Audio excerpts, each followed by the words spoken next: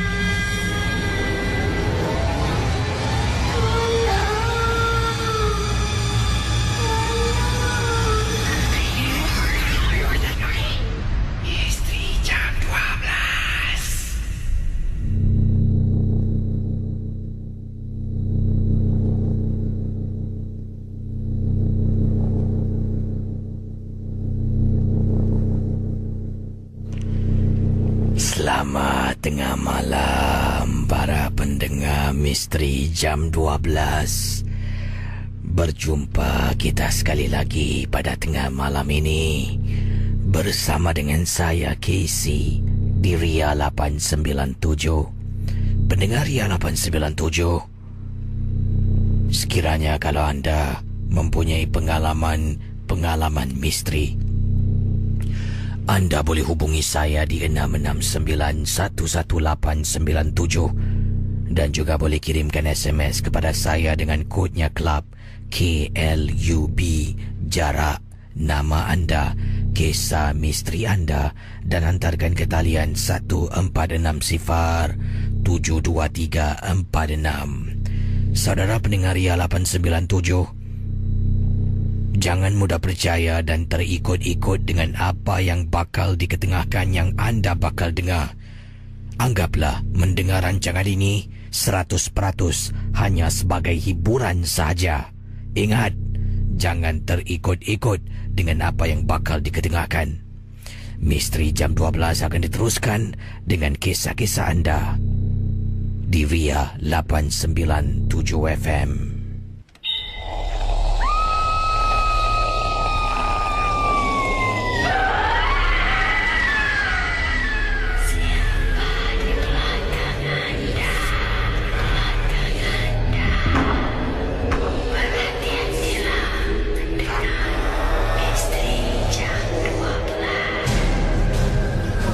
Kisah-kisah yang anda dengar merupakan misteri jam 12. Tidak ada sebarang bukti yang boleh mengesahkan kebenarannya.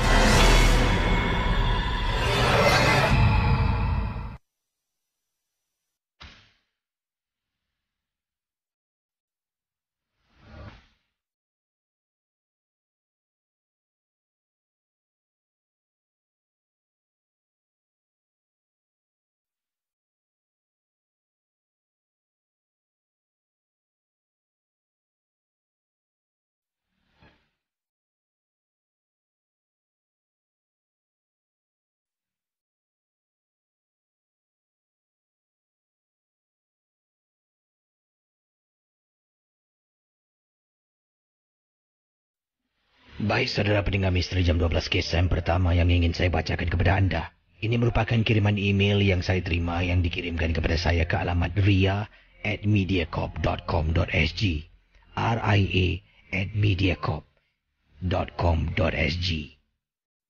Kata pendengar yang bernama Su, beliau berkongsi ingin ketengahkan satu peristiwa.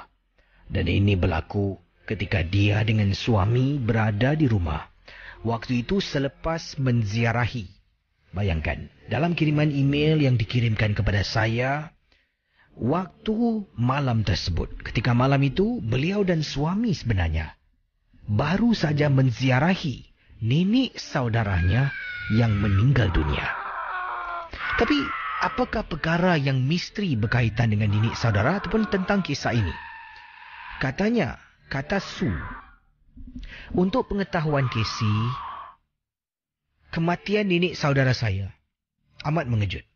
Tidak ramai yang datang, sebabnya ramai yang benci terhadap dirinya kerana perbuatannya, kerja yang dia lakukan. Dia sebenarnya adalah seorang tukang ubat. Kata Su berkenaan dengan arwah nenek saudara saya.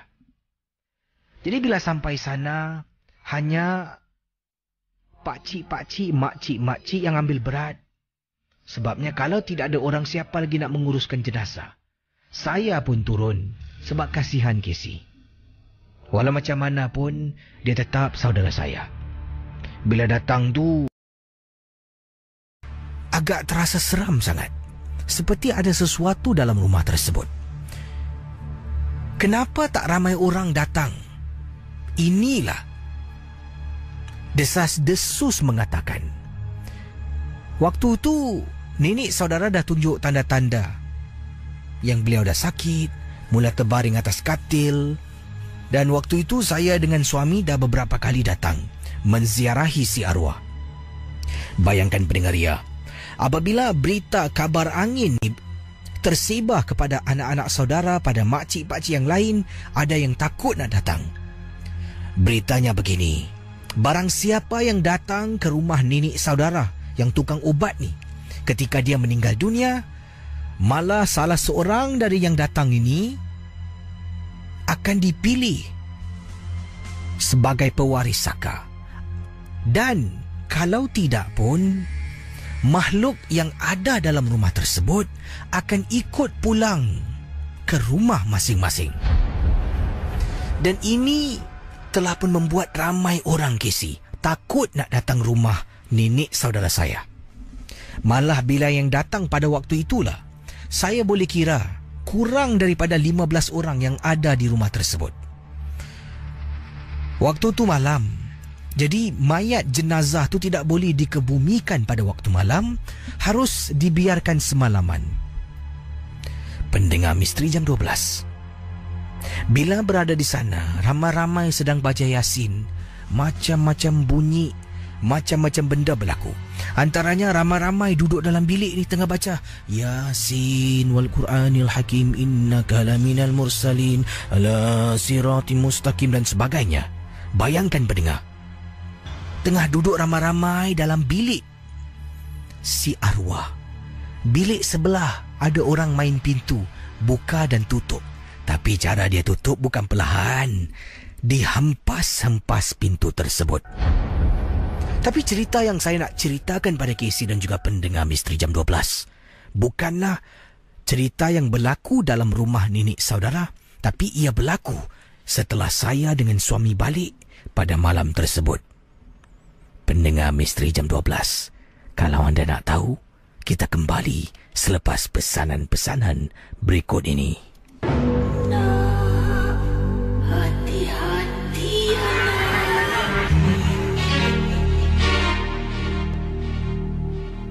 Pendengar Ria 897, kita kembali pada kisah yang dikirimkan oleh Kak Su awal tadi.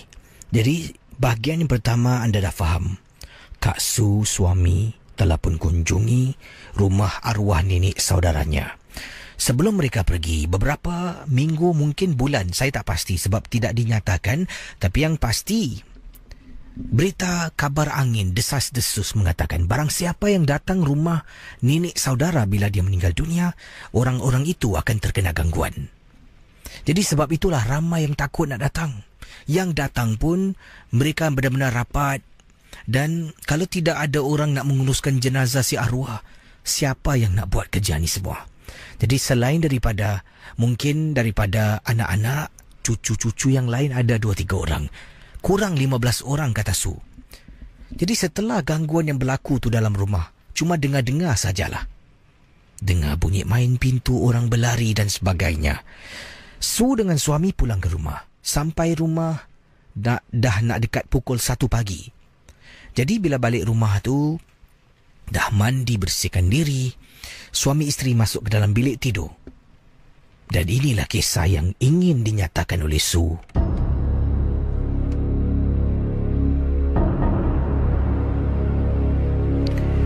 Pendengar Misteri Jam 12.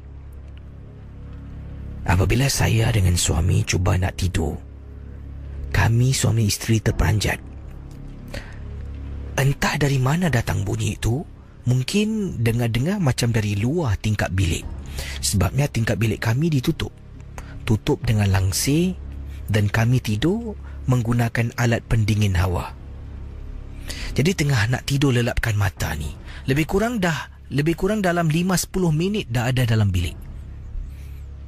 Baru nak lelapkan mata, saya dengan suami dengar bunyi sesuatu yang saya sertakan bunyinya dalam kiriman email, boleh Casey buka dan Casey dengar. Setelah saya mendengar bunyi yang dibuat oleh Su, bunyinya seperti ini, pendengar Misteri Jam 12. Anda bayangkan Su dengan suami dalam bilik, 2 orang sedang nak tidur selepas menziarahi arwah nenek seorang tukang ubat. Bila balik, tidur atas katil, tengah baring ni.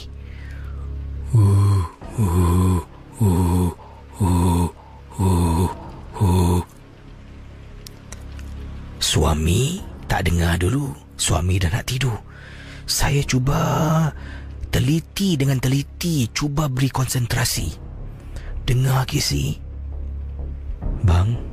Abang, waktu saya kejutkan suami, meremang bulu rumah saya. Bang, ada apa yang? Abang dengar tak? Dekat tingkap bilik macam ada bunyi orang bernapas, bang. Suami cuba dengar. Pendengar Misteri Jam 12, anda bayangkan.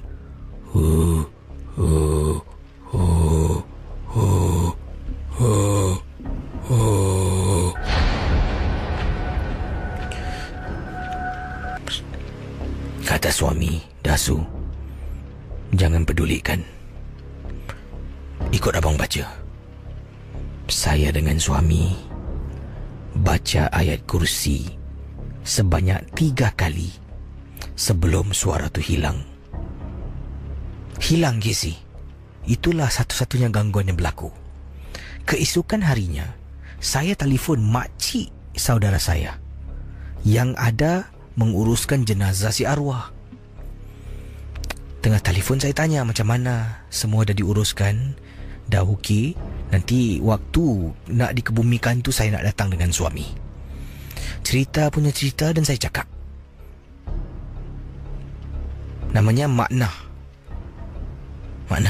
Su nak tanyalah. Semalam Su dengan abang tengah tidur, dekat tingkap bilik dengar bunyi suara macam orang bernapas, takut. Kata saya pada Makna. Makna kata apa? Kau dekat rumah kena ganggu. Aku dengan Pak Long kau dekat sini tak boleh tidur. Nak solat pun susah. Bayangkan Casey, katanya Makna, Pak Long dengan Makna ni terpaksa solat di luar rumah dekat koridor. Sebabnya dekat dalam macam-macam gangguan berlaku. Bila mereka tidur malam rumah nenek saudara, dengar tau, jenazah dalam bilik terbaring. Suami isteri dekat ruang tamu dengan ada lagi 2-3 orang. Tengah baring ni. Tolong aku. Aku tak sanggup. Ambillah barang aku.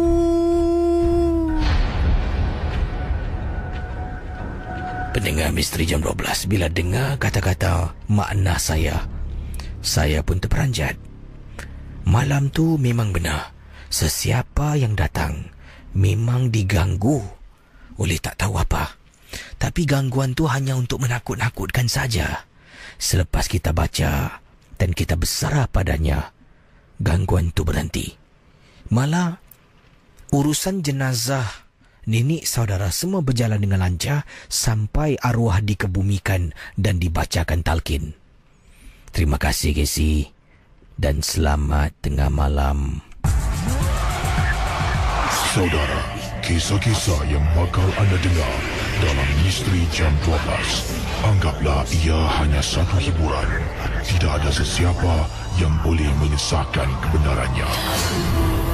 Kalau anda rasa takut, perlahankanlah suara radio anda. Misteri Jam 12, hanya satu hiburan.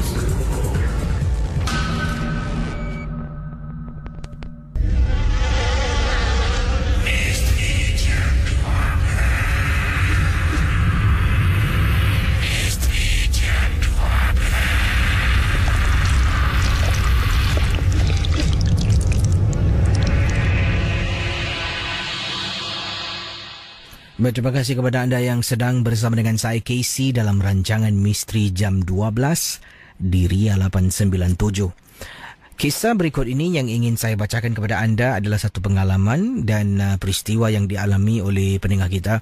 Ini adalah kisah yang diceritakan di sini ya. Assalamualaikum Kisah. Waalaikumsalam warahmatullahi taala wabarakatuh.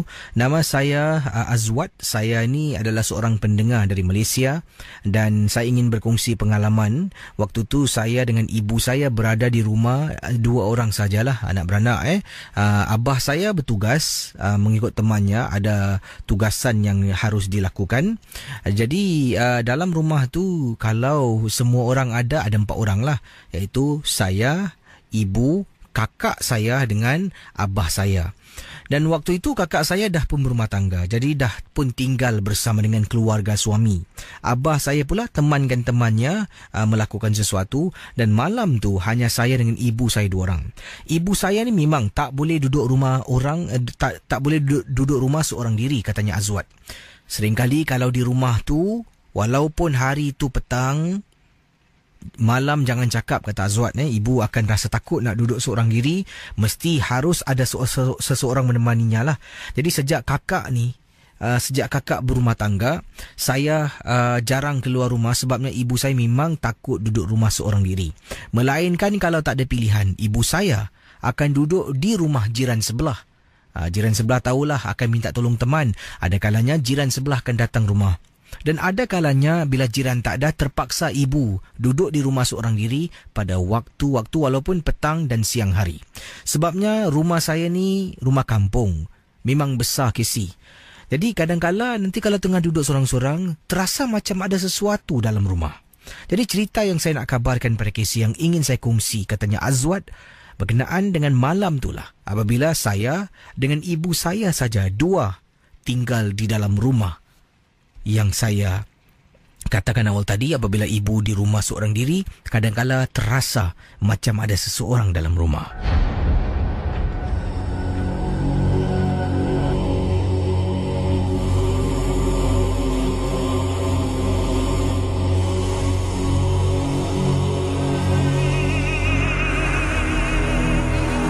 Pendengar Ria 897, anda bayangkan, malam tu sekitar jam 9 lebih malam.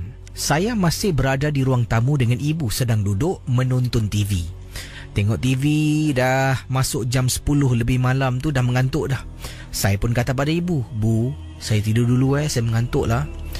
Ibu saya pula cuba mengajak saya teman dia duduk di depan, tunggu abah balik, katanya, dan barulah saya dibenarkan tidur. Tapi saya kata saya dah tak tahan sangat. Dan akhirnya saya tidur di ruang tamu, temankan ibu saya yang sedang menonton TV bersama dengan saya. Pendengar Ria 897, tengah tidur ni, saya tak tahu jam berapa. Tengah tidur di ruang tamu, saya buka mata, ruang tamu saya dah gelap. Dah gelap sangat. Jadi saya ni baring dekat kerusi rumah saya, ada beberapa kerusi lah.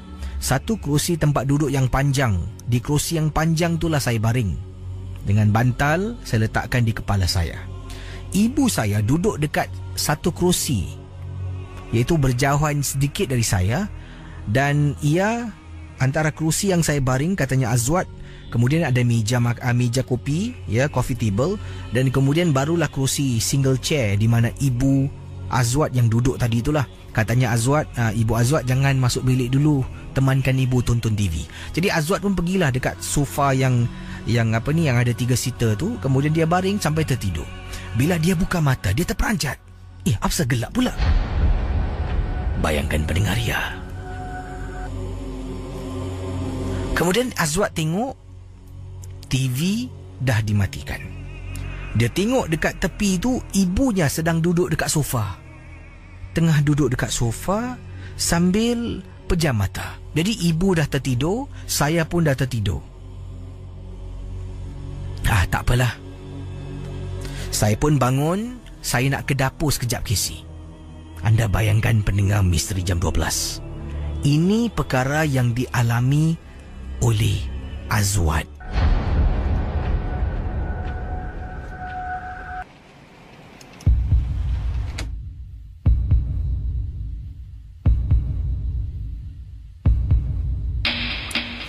Saya bangun daripada sofa. Kerusi tu, tadi saya katakan saya baring di atas kerusi. Ibu saya dah terlelap mata. Saya nak ke dapur untuk minum air. Jalan. Tiba-tiba, Casey, sampai depan bilik ibu. Asal pintu bilik ibu saya tertutup. Saya tolak perlahan-lahan, pintu terbuka sedikit. Pendengar Ria 897. Saya nampak ibu saya dengan bapa abah saya tengah tidur dekat atas katil. Saya terus pusing belakang tengok sofa di mana saya nampak tadi ibu tengah tidur.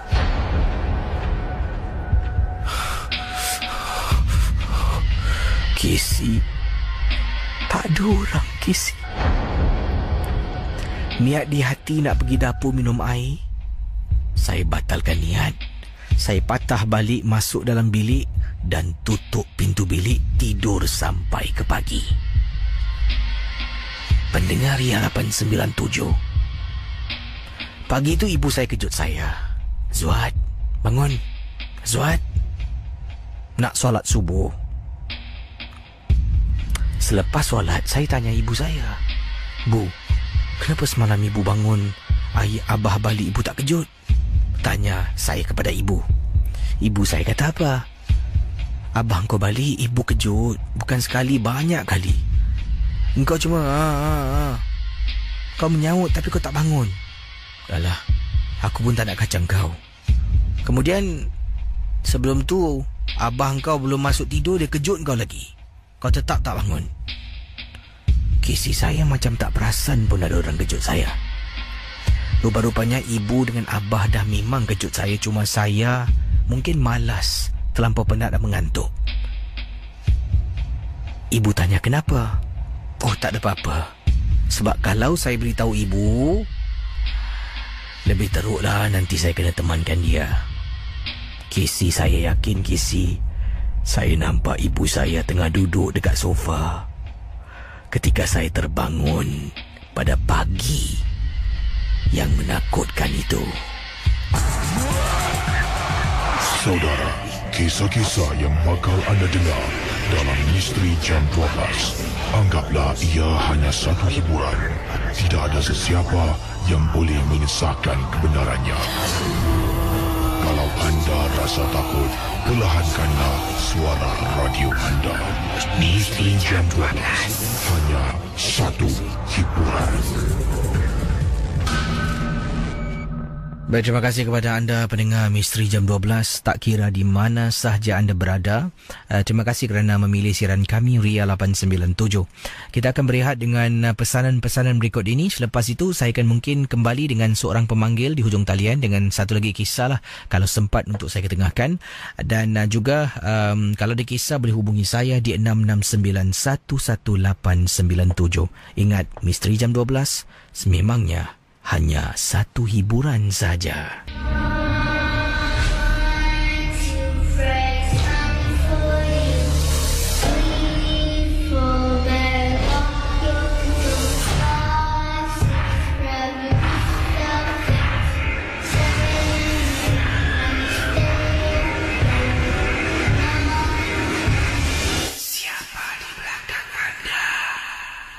Ada juga yang terkesan dengan kisah yang dikirimkan oleh pendengar kita Azwat dari Malaysia yang berkongsi pengalaman. Jadi waktu tu ibu kejutkan dia, tapi dia tak bangun lah, bukan ibunya Bubble bila dia bangun tu dalam keadaan ruang tamu yang gelap dan terperanjat bila nampak ada susuk tubuh ibunya sendiri sedang tidur dekat ruang tamu di sofa di mana ibunya tadi duduk dan menonton TV bersama dengan beliau.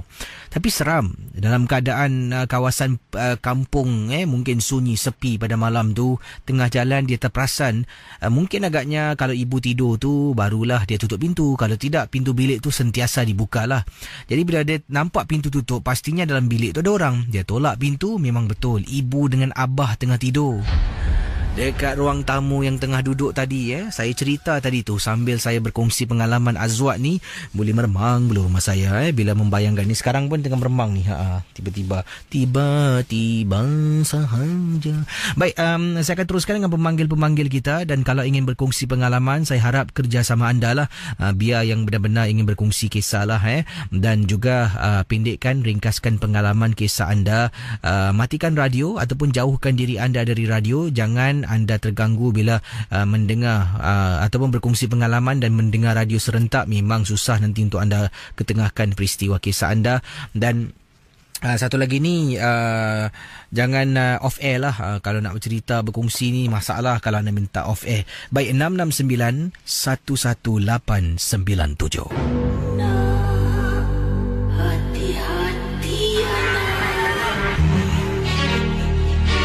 Hello, selamat pagi. Selamat pagi. Siapa bercakap ni? Saya Ram KC. Lama tak berbual. Kenapa tak datang untuk dapat kontak. Jadi ini panggilan dari mana ni, Ram? Saya panggilan dari tempat kerja. Jadi saya lagi kerja. Saya nak berkongsi tentang apa terjadi pada diri saya sekarang. Ini bila berlaku ni, Ram? Berlakunya masa sekarang juga. Dalam sebulan. Oh, silakan. Begini KC, pendengar Ria, Misteri Jam 12. Saya ingin memberitahu tentang bagaimana kejadian yang telah Ram mengalami selama ini. Begini KC ceritanya. Sewaktu saya belum berpisah sama isteri saya tak sebut nama dia lah saya tidak tak ada pun satu perkara yang tidak diingin pun akan terjadi. Tapi setelah saya berpisah, bukan saya minta tapi dia minta. Tiba-tiba saya punya badan ni merasakan sesuatu gitu. Waktu saya bekerja maupun siang maupun malam, saya mendengar macam orang panggil, oi gitu saja. Tapi tiba-tiba saya tengok, apa salah dia jadi begini? Terus tak langsung badan saya semua jadi gatal-gatal gitu. Gatal-gatalnya saya pun jadi orang bagaimana sebab saya pergi doktor berapa kali, 3-4 kali. Pergi injection, tak ada apa-apa. Dia cakap tak ada apa-apa. Baik, tapi 3 hari. Lepas 3 hari datang lagi KC. Datang lagi benda tu. Dah mula saya badan rasa macam berinding, rumah saya berdiri. Ini apa cerita saya cakap ni kan Terus saya pergi jumpa orang pandai lah. Saya jumpa orang pandai, katakan ini ada perkara yang tidak diingin yang berlaku atas diri kamu sebab atas penceraian. Jadi sekarang ini saya pun lagi sedang berubat, nampaknya boleh tahan. Tapi yang saya pelik KC, maaf KC yang saya pelik tu gatalnya KC, kalau sudah datang saya garuk boleh sampai ke tulang. Sampai ke tulang KC gatalnya. Itu yang dia terus naik. Saya dah tak boleh tahan. Mungkin saya dah jadi kenduk, jadi orang tua KC. Dia jadi nampak tua. Itu lah permainan orang ni. Bila dia beritahu awak ni kena angin apa ni, kena angin ini. Kasih tahu tak, bulu kan ada rambut kan. Anda jajah itu anda main angin pantau dia kan. Itu dia. Jadi saya minta lah kalau yang mana mendengar yang berkaitan, hentikanlah perbuatan ini. Cerita sudah selesai. Jangan tidak terima. Terima dengan seikhlasnya. Itu saja KC. Terima kasih banyak KC. Terima kasih Ram Selamat bertugas. Terima kasih banyak. Kembali.